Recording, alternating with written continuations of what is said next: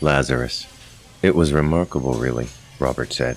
He sat across from Will in a booth at the Dolphin. I died. I can't remember everything. I just remember this tremendous sense of belonging, on a scale that I have never even considered before. I only consider it now because I remember that feeling of belonging. I can't forget it. But did you see anything? Will asked. Were there any visions? I started to see things just before I woke up beside the fire. They were like dreams, but they weren't dreams. They had so much energy, so much knowledge. It was like each one was a single sentence spoken by some giant intelligence.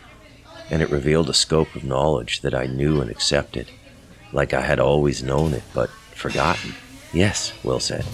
And there was just so much beauty and acceptance and belonging in that knowledge. But even it was a lesser sense of belonging at the place I was coming back from. Then the world started to speak, and I started to mix the visions with the world, in reaction to the world.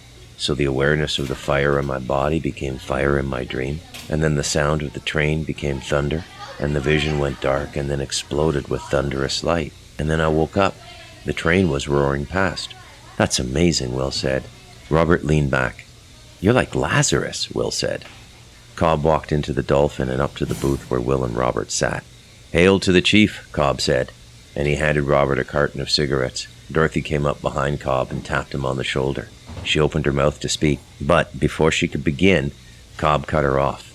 He pointed to Robert and said, The chief passed into the other world as the guest of a cold wind spirit, and when he was done his journey in the fields above the earth, I brought him back with a fire spirit. Uh-huh, Dorothy said, and then she tugged at his arm and leaned into his ear. Fred says the RCMP was in here asking about cigarettes. Oh, that fucking black cat, Cobb said. End of chapter.